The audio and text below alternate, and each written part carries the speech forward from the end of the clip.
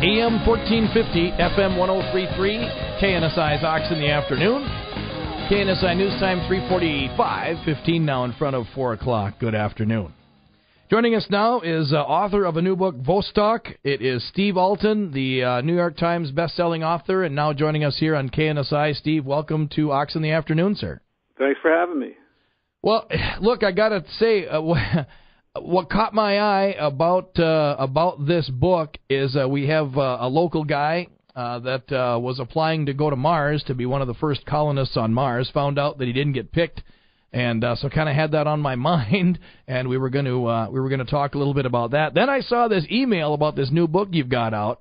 I'm like, oh man, what is going on here? So it seemed like karma that we get you on the air. So first of all, Steve, what's your background? What do you normally write about? Well, Vostok is a thriller, and I've written 15 different thrillers. Been on the New York Times bestseller list, and but Vostok is sort of a Trojan horse because it's a thriller. It's a fast-paced action story, but it's also a Trojan horse in that it's filled with facts that are sort of slipped in there to really get the reader thinking. So it's essentially a fiction book? I call it faction. It's sort of fiction mixed with fact. Yeah. All right. And Vostok, so your listeners know what Vostok is actually a liquid lake that's located 2.5 miles beneath the East Antarctic ice.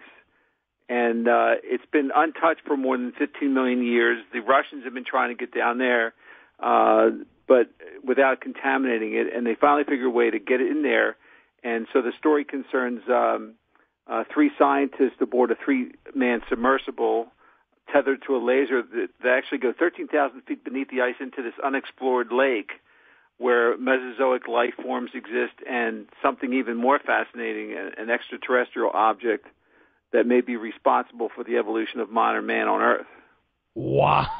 Okay. I like it. Very good. And this is out now, or is it just about to come out, Steve? No, it came out yesterday, as a matter of fact. Nice. And the thing is, in preparation for writing the novel, I was able to spend over 20 hours interviewing Dr. Stephen M. Greer. And Stephen Greer is the world's foremost authority on extraterrestrial intelligence. Last week, Obama advisor John Podesta came out and said that his biggest regret since leaving office was keeping the UFO issue a secret. Dr. Greer was actually the person who provided the extensive briefing to John Podesta on UFO shortly after President Obama took office in 2009. And his information, forbidden information that's been kept out of the public eye, is woven into the Vostok story. So it's sort of a way to disseminate the truth about extraterrestrial intelligence to the public through a fictional story. Gee whiz. So, I mean, before I ask the big question, Podesta can't be the only one that Stephen Greer has briefed. That's a good question, and the answer is not at all. In fact, Greer has briefed Clinton's first CI director, heads of the Defensive Intelligence Agency, the heads of the Intelligence Joint Chiefs of Staff, members of the Senate Intelligence Committee, and a number of congressmen. In 2001, 4 months before 9/11 happened, he organized, an event called the Disclosure Project. And he and his attorney were able to create a legal loophole in the classified information non-disclosure agreement signed by all military and civilian personnel with top security clearances that basically allowed these guys to come out with top secret information. And on May 8th in 2001, they had an event at the National Press Club meeting, which the powers that be attempted to stop, but weren't able to.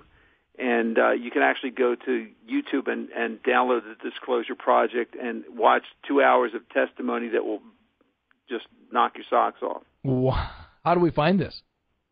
Just Google the Disclosure Project. It's available on YouTube, and you'll see testimony by NASA personnel, FAA officials, CIA operators, military commanders, and they're all testifying. Each of them gets about 5 minutes to testify their experiences on real UFOs, real extraterrestrial intelligence that has been kept out of the public eye.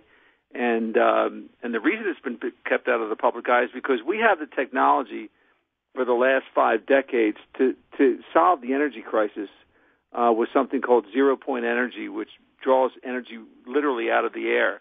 And the powers that be are keeping this from the public eye because they don't want to stop the economy of the United States, or they don't want to stop fossil fuel industry, and it's a crazy situation. And you know, basically, I reveal everything in Vostok. Steve, are you one of these guys? I mean, were you a believer before, or are you now, or do your personal beliefs come into play here at all? They do. And before I wrote Vostok, before I met with Stephen Greer, I was pretty skeptical about extraterrestrials. Like most people, I thought it was, you know, ridiculous. And why were these rednecks always the ones who get anally probed and things like that? And you know, it was sort of a joke. But then 2 days before I was supposed to meet with Stephen Greer, my wife and I were driving home from Saturday night going to a movie, and I pulled the car over because flying, I mean, I sound like a nut, flying overhead about 500 feet off the ground were moving in pairs were these amber lights. And they were absolutely extraterrestrial ships. There's no doubt. We stood there and stood out in the street and watched them go by and disappear into the ether. And my wife were blown away. And we met with Stephen Greer and his wife for dinner 2 days later. And he said, this happens a lot.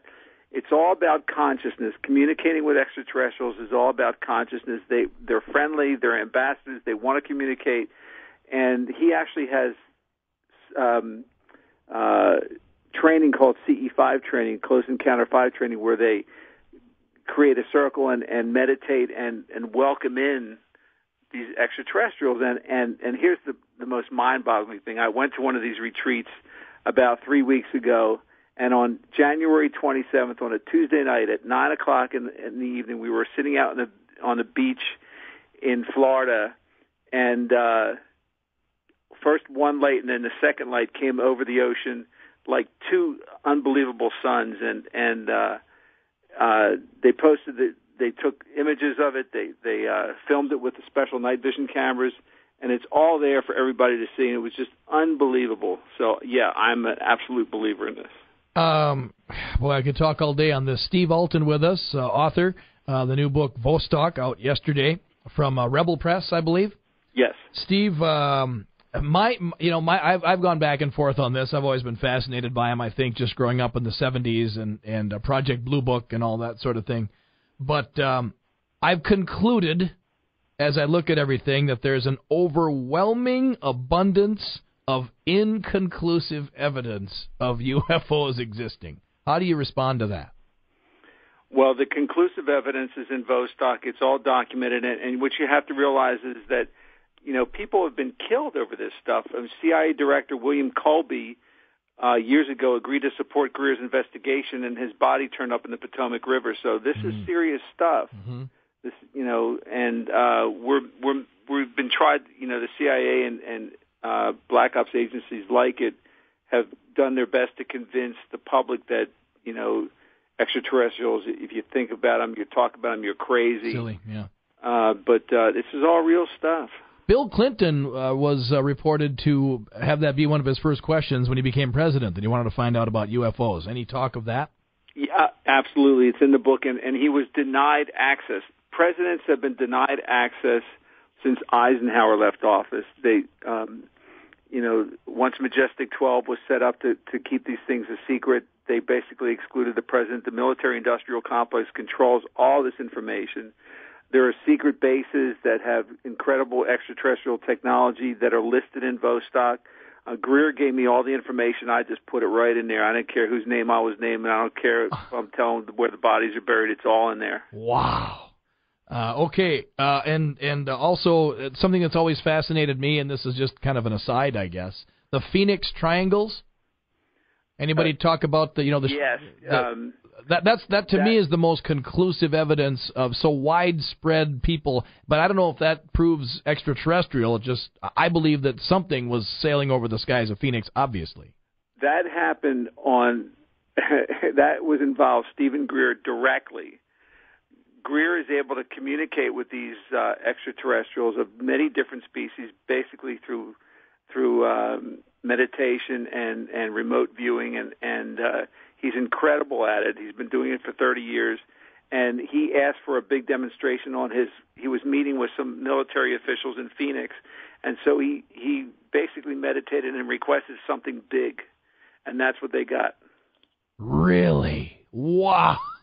And one other thing that's in the book, many things. See, there's been warnings to presidents from basically the cabal that keeps presidents in line. President Obama received his warning while he was in Norway to receive his Nobel Prize. If you remember, on December 9, 2009, there was a burst over Oslo that nobody can explain. They blamed it on the Russians testing a weapon, but that burst was a scalar weapon that Majestic 12 has at their disposal, and they were warning President Obama to back off. Back off because of his what? Inquiring about? Yeah, it was a. If you could actually go to the internet and look up a blue spiral in the night sky that was on December 9, 2009. And people filmed it, and it was created by a scalar weapon. Obama was inquiring about zero-point energy, and basically they said, "You inquire, and we'll just take out Air Force One." Steve, I'm intrigued. This book sounds good. And your previous books, are they on this topic too, or something else? No, my previous bestsellers, my Meg series is about a 70-foot prehistoric great white shark called a megalodon.